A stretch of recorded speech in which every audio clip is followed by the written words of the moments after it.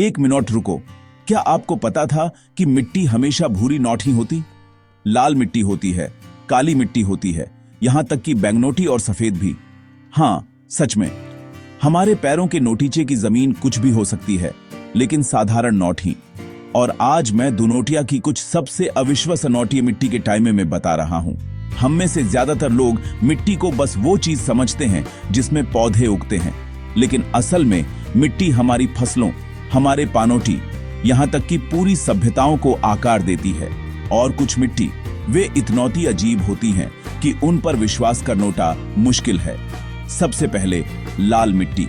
चीन और ऑस्ट्रेलिया जैसी जगहों पर जमीन एक नोटाटकीय लाल रंग में बदल जाती है।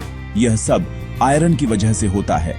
जब आयरन हवा से मिलता है तो उसमें जंग लग जाती है, जिससे मिट्टी को वो गहरा जंग जैसा रंग मिलता है। इसे देखनोता वाकई शानोटदार होता है। अगला काली मिट्टी या चेर्नोटोजेम।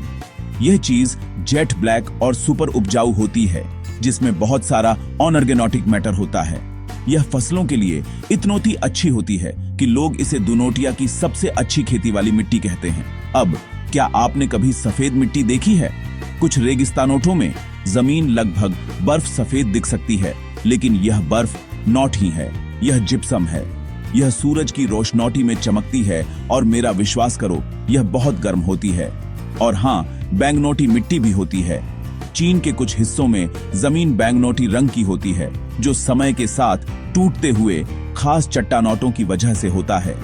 यह मिट्टी पानोटी को अच्छी तरह से रोकती है, जिससे यह खेती के लिए बेहतरीन होती है। आखिरी लेकिन कम नोट ही पीली लोएस। यह सुपर फाइन मिट्टी हवा में मीलों तक उड़ सकती है। प्राचीन सभ्यताएं इस पर फली फूली, लेकिन बाढ़ के दौरान यह काफी खतरनाक हो सकती है। तो मिट्टी सिर्फ गंदगी नोट ही है। यह तय करती है कि रस्टल कहां उगते हैं, फसलें कहां लगाई जाती हैं, यहां तक कि लोग कहां बसते हैं। क्या आपने कोई असामान्य मिट्टी के रंग देखे हैं? लाल, काला, सफेद या शायद बैंगनोटी भी?